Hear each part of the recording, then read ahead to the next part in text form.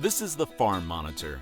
For over 50 years, your source for agribusiness news and features from around the Southeast and across the country, focusing on one of the nation's top industries, agriculture. The Farm Monitor is produced by one of the largest general farm organizations, the Georgia Farm Bureau. Now here are your hosts, Ray DeLessio and Kenny Bergamy. Our favorite time of the week, that little block of time, just 30 minutes when Kenny and I get to spend quality time with you. I mean, can you feel the love? Yes. I know I can, yeah. All kidding aside, thanks for checking out the Farm Monitor. And now it's time to check out what's coming up. Straight ahead, Georgia Farm Bureau President Tom McCall has his day of the spotlight. A special honor bestowed upon him for all his hard work and contributions toward Georgia's #1 industry. Like humans, footwear or hoofwear is critical to ensure good health and proper alignment in horses. And that's where farriers come into play. However, this particular farrier is known for his specialty. Plus, well, whether you say pecan or pecan, they're important in Georgia. Everybody, Ranger Nick, coming up a little bit later, we're talking sprayer calibration, disease and insect problems on those pecans. That and so much more rolls out right now on the Farm Monitor. with springtime officially upon us, plant nurseries around the state will be flooded with gardeners looking to spruce up their landscape. Damon Jones reports on one operation in Oconee County that not only satisfies all your gardening needs, but also serves up some award-winning barbecue. Whether it's flowers, shrubs, or even hanging baskets you're looking for, Farm 441 in Bishop is sure to have what you need. And unlike many supercenters, each one of these plants are individually cared for daily in order to assure customers the highest quality product possible. We've got excellent people out there that know the plants, that take care of the plants every day, and that's really what kind of separates us from some big box stores around, is that the almost individual care we give our plants, so that when the customer buys them, they're getting a good, healthy plant. We definitely put a lot of work, unlike maybe a lot of big box stores that don't have the knowledge or know-how. They just, it's all about volume. With us, it's more about local plants, local growers, and just moving forward with selling a quality plant. Those plants also include vegetables and herbs in order to keep up with the ever-changing customer base since the pandemic. Probably our average age of our customer over the last 10 years, the average age probably dropped 12 to 15 years during the pandemic. We had a lot of first-time homeowners and a lot of millennials coming in that had all work from home, and they're saying they're home all day.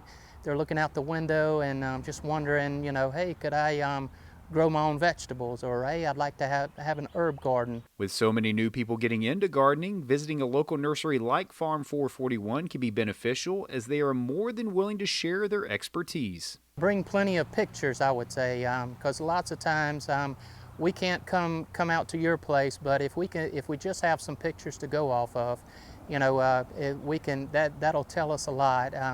Where the sun rises, where the sun sets, areas that are good for shade plants or full sun. The more information that they have and they can relay to us, the better we can help them. Customers are also encouraged to bring their appetite on the weekends, as there are several flavors of ice cream to be enjoyed, as well as award-winning BBQ. My background is competition barbecue. I've traveled the world competing, over to Europe and out to Las Vegas, competing barbecue, so I try to cook the best. I don't want people to come here and get disappointed when they try our food. Keeping everything local is a priority for this operation, which extends from the garden center to the gift shop. When you walk in the store, you'll notice our gift shop here. We've got over 24 Oconee County businesses that represented inside the store, along with, throughout the property, over 60 Georgia-based businesses. So you're supporting a lot of families across the state. Reporting from Oconee County, I'm Damon Jones for the Farm Monitor. Meantime, Georgia Farm Bureau President Tom McCall, now the newest member of the University of Georgia's Agricultural Hall of Fame. Before taking over his current role, President McCall served for 25 years in the Georgia House of Representatives and chaired the House Ag Committee from 2005 to 2020. While he called the induction a huge honor, he was also quick to spread the credit. It's humbling, and it's more than I can tell you, but I will tell you that I wouldn't be getting this as an individual if it wasn't for my family and my extended, even Farm Bureau family especially nowadays. So it's a great honor and I appreciate it. I grew up on a farm and still farm, and most of my life has been dealing with ag issues. And the honors didn't stop there. Chalk up another award for Douglas County's Natalie Murray. You may recall back in the fall, she was named Georgia Farm Bureau State Ag in the Classroom Teacher of the Year. Well, she is now the National Ag in the Classroom Teacher of the Year. Its official name, the National Excellence in Teaching About Agricultural Award winner. Natalie, the 7th Georgian to win the award and the 6th since 2013. Well, no doubt the foundation of any horse is their hoofs. And for equestrians everywhere to have that foundation, you need a good farrier, which is why farriers like Morgan County's Tommy Bedley are vital to the equine industry. But for Tommy and the horses, there's more to it than just the shoes. It's also therapeutic. 22 years ago now, I have a friend of a friend who knew of a farrier looking for a helper, and it's something that I've been kind of wanting to get into all through childhood, and it just worked out. I went to work for him a couple days a week, and it slowly turned into a 5-year apprenticeship, and the rest is history. As a young farrier trying to, to get business, obviously I was shoeing just like a wide variety of different disciplines, types of horses. At some point, you kind of need to decide which direction you want to go to, and I always knew like therapeutic side, working on horses that were injured and trying to fix them and get them going is kind of really what I wanted to be. The interest of working on the therapeutic side, if you'd say, came when I was younger, going to some of like the American Quarter Horse Congress in Ohio and watching the older guys that are retired now, some have passed away, watching them work, like it was amazing, and I knew like I wanted to be that guy one day. And a few years ago, I really had to cut back on some business, and I knew like I wanted to have a clinic of my own of some sort of haul-in, and it just so happened to work out that here at Piedmont, and it started out 1 day a week, and now it's 2 days a week. Day usually starts around 8:30. I get here, go in the office, check the schedule. That's when I meet with one of the vets that are here, the surgeon. They kind of tell me what they got on the schedule of what they need done, and I just kind of got certain times blocked out throughout the day. It could be anything from working on just one foot, doing like a hospital plate of some sort where they had to do like surgery on a foot just to protect the bottom of the foot, building suspensory shoes. That's one thing about being here is it's different every day.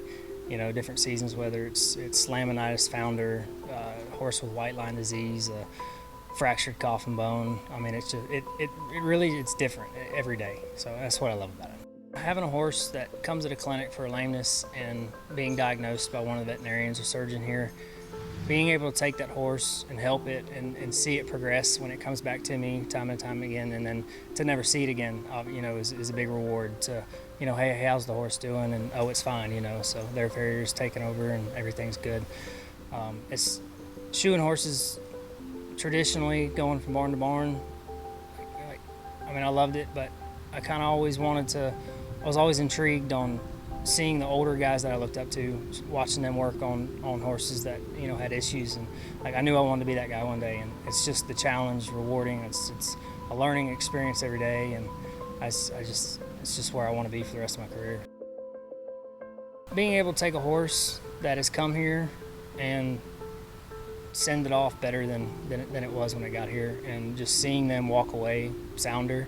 That's not always the case, but it's kind of what I really shoot for. Well, how about this pretty place? Hey, coming up, we're talking pecans, and I'm hanging out with the area pecan agent, talking disease, sprayer calibration, and what one farm here in Sparta is doing about all that after this.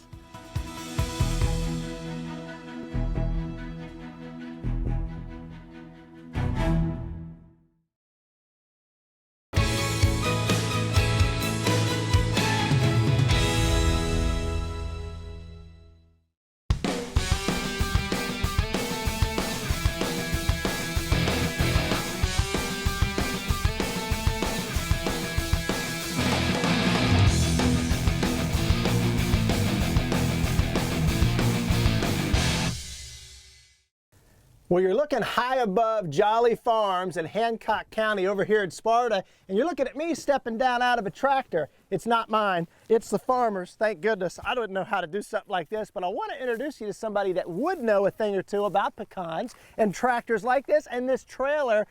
And that's Andrew Sawyer. Hey, Andrew. Hey, Nick, how you doing? Doing great, man. I'm so glad you're with us this month. Listen, Andrew is the area pecan agent for Georgia Cooperative Extension, and I'm so glad he's with us because we get a chance to talk about what pecan farmers are doing to control things like disease and fungus. So, Andrew, what are we looking at here? I'm very inexperienced with this, but you have a lot of experience. What is this? How does this help a farmer with fungicide? This is an air blast sprayer. Okay. And the way it helps with fungicide is that this air blast sprayer shoots out our spray at a high pressure, and it goes really high, and it can reach the top of these very large old pecan trees. And it's coming out of here. That's right. Okay. That's right. So when I'm driving this, and I wouldn't be driving it, but if I was driving it, I'm going at a certain speed. It's a pretty windy day out today. Talk to me about that. How does that play into what's coming out of here? I'm kind of worried about that blowing, drifting all over the place. Yes, wind is a major factor when we spray, and if it's very high wind, we really just can't spray. Because the spray itself won't even make it up to the top of the trees, and it won't go where you want it to go. Okay. And so, you know, days like this aren't your best days to spray. But, you know, generally later on in the day, the wind dies down, and sometimes some people have to spray, you know, just later, almost toward the night, you know, just to get it. But we don't really do that much. But generally, you just do it on a day that you just don't have much wind. So now this thing right here is pointing straight up, but this I think moves. It does, yeah. It goes back and forth, yeah. So if I'm sitting in this tractor, right. It's nice that it's an enclosed cab. That's right. You got to be. Oh, it does. So Just if it's about, not, yeah. is that a problem? Yeah, you really don't want to be putting out these kind of fungicides and insecticides that are not, you know, in a closed cab tractor for sure. Okay. Because obviously, when you see this, it nearly comes out as a mist. And to reach the top of the trees, you're going to go really slow. And so in a way, it just kind of fogs itself up. And so that's why you always want to be in something like a closed cab tractor. Good, and it's reaching a fungicide? That's what it's getting? That's right, it's getting a fungus called Pecan scab. Beautiful. Well, I want to show another tractor here next that's doing a different kind of spraying and talk about how important that is, but I'm so glad we discussed this because I was very curious, what is this? So let's roll over there next. Okay, so what you're looking at there are the little nozzles of a herbicide sprayer. So Andrew went from fungicide and the air blast technique down to what seems like a very precision ag-based approach to putting herbicide down. Talk to us about how this works in terms of calibration. You know, in terms of calibration, one of our first things is speed. So you want to know how fast we're going. This is a herbicide sprayer, and you're looking at something that's got a specific design here that actually is helping with the wind that we have up in this area of the state. I noticed this on the back, kind of keeping that wind, and this is up against the ground, which is cool. Right. Yeah, so you usually rides a little bit lower than this, but what this is doing is spraying the ground right down on each side of the tree. So when pecan trees are young, they have to have weed control because these weeds that you see, their roots grow really deep, and that impacts the root growth of these young trees. So you will get much better growth on trees and honestly survival of trees when we treat with herbicide like this. So when we calibrate, the first thing we got to know is our speed.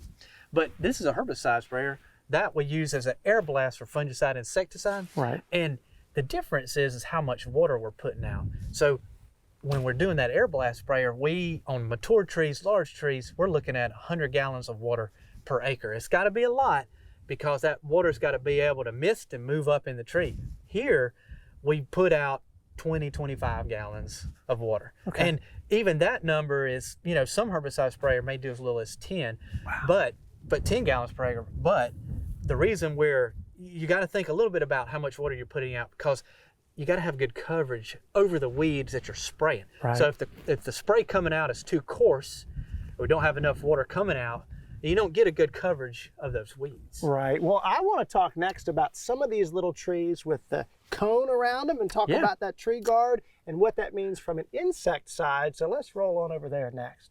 Well, as I was driving in here today, I saw this field, beautiful field, full of these little trees with the tree guards on them. Talk to me about why that's there. I immediately thought deer and rabbits, but you would say otherwise. Well, it's actually to protect from herbicide. Huh. So when the trees are young, they don't have established bark, and if the herbicide hits that tree, it can take it in, and especially this tree was just planted. So that's what a brand new planted pecan tree looks like. It's cut off real short, and it's stressed out. Roots were pruned, and it's needing water. It's got to grow those roots, and then it's going to start growing some shoots. But that whole first year, it's got to have no weeds around it. But if it gets a little, herbicide that touches it, it could send it to a little stress, and it can just crash it and it'll kill it. Wow. So that's actually why these are out here. But the beetles get in them. So these are ambrosia beetles. Yes. And I think we're looking at some effects of ambrosia beetle. Yeah. What do they do? They're drilling in? They're drilling in the trees. Okay. Yeah, and they've been around here for a long time. I mean, they've been here, but they love trees, hardwood trees that are 1, 2, and 3 years old. But really, these 1 and 2 year old trees, they're stressed out. They emitting a lot of pheromone, something called ethylene, and the beetles, they're responding to that. And once that female beetle starts flying in the spring, she's going to come to these younger trees. So when we did work on this the last few years, we set up a treatment where the only treatment was a tree guard. And what we found is that they like going in the tree guard. The control had just as many beetles as the tree guard. And talking to growers, you'll hear that too. And so it makes treating for it more difficult. We could use an air blast sprayer, but we'd have to take all of these things off. Sure. So, but the beetles are very particular. So what we do instead is we trap them, and we catch locations where they're more active. And that's that little trap, that log that we're looking at. Okay. That little log. We just cut down a log out in the woods, and then put some denatured alcohol, ethanol in there, and then they come to it, and then we know, okay, this is where they're active. And the spray for this is actually more of a shotgun approach. You're actually just mixing up spray, and you're spraying directly down into there. And it's lasting maybe 2 weeks if it doesn't rain, and then you're getting us through the period of the spring when they are active. But once we get to June, they're not active, and so you can kind of go on about your way. And this has been so enlightening for me today. Andrew, thanks so much for hanging out with me. This is such a great, I'm nuts about pecans, so cool. While you're online learning more about pecans and more about what Andrew and others are doing, check out the Farm Monitor Facebook page, see what's going on there, and the Ranger Nick Facebook page. And until next time, Andrew, as we always say, for the Farm Monitor, I'm Ranger Nick, reminding you that enthusiasm is contagious, so pass it on. Y'all, thanks so much for watching. We'll see you back here again next month. See ya.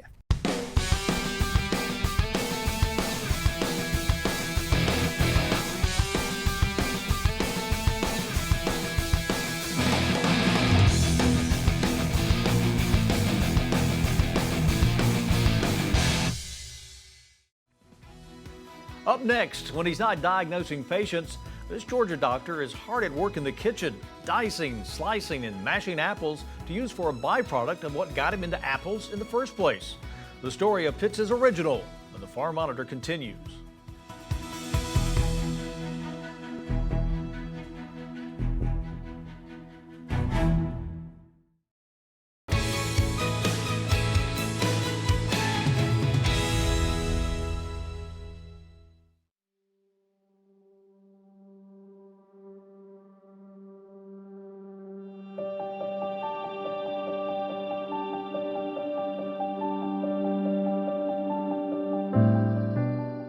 Throughout time, the apple has served as a symbol for both good and bad. Temptation, sin, revival, even love. It's also been said that an apple a day helps keep the doctor away. Well, yes and no.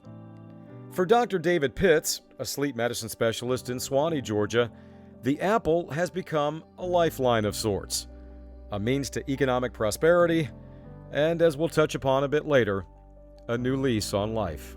We developed a sustainability model where we take the apple, and the motto of our company is, we take them to the core. And that is what we do. We take the apple, we grind it, press it, we make juice products as well as apple butter and apple sauce to round out the apple. We're still trying to figure out what to do with the stems, seeds, and peels, but I'm sure we'll come up with something. What David has already come up with is a promising business known as Pitt's Original and Them Apples. Products include apple butter, apple juice, apple cider vinegar. Bottom line, if the recipe calls for apples, chances are David will try to make it. He tells me his relationship with apples all started the moment he consumed his very first bottle of hard cider. One sip, that's all it took. And from there, the Pitt's Original brand was born. Naturally, when one hears of David's story and the fact he's a doctor, they often wonder and question, what does someone in medicine know about agriculture or ag-related products? Simple answer, David, who is from Missouri, actually has a farming background. My father bought a farm back in the 50s, and that farm has stayed in the family, and we found a perfect spot of land there for an orchard of 280 trees, and we put that in maybe 2 or 3 years ago. They're now starting to bear fruit, and that's going to be another source of interest as I transition into my next stage here. I'm hesitant to set a goal. I want to just take it, see where it goes. And I think, there's so much to be gained from developing relationships, finding people that love doing the same thing that you do. And there's a network out there that I'm discovering that I want to be part of.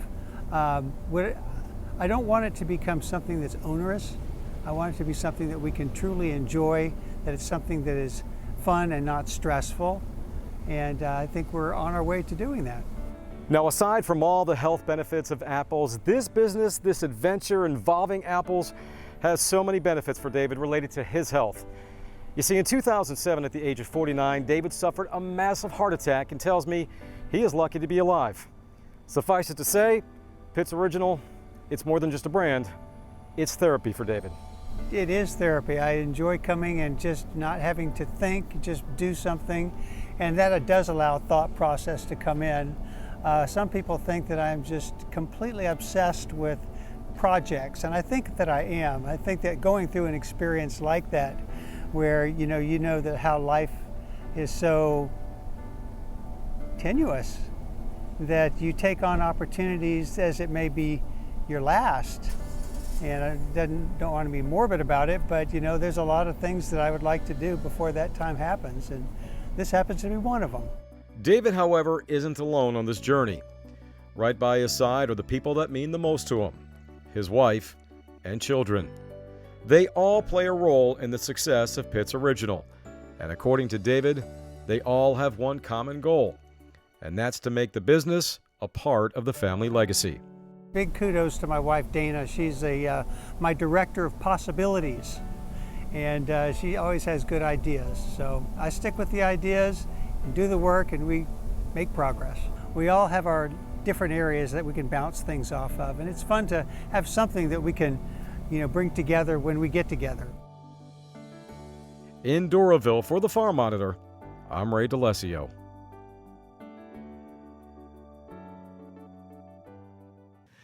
Well, next week, a historic farm monitor from Cuba. That's right, first time in the show's 56-year history, their cameras traveled abroad as Ray, John Holcomb, and myself attended this year's U.S.-Cuba Agriculture Business Conference. And what an experience.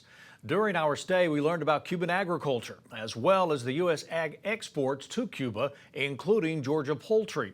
Chicken's a major part of Cuba's protein needs. Again, that'll be the focus of next week's show, so we invite you to join us. With that in mind, we'll say so long for the time being. Thanks for watching, stay safe, and have a great week.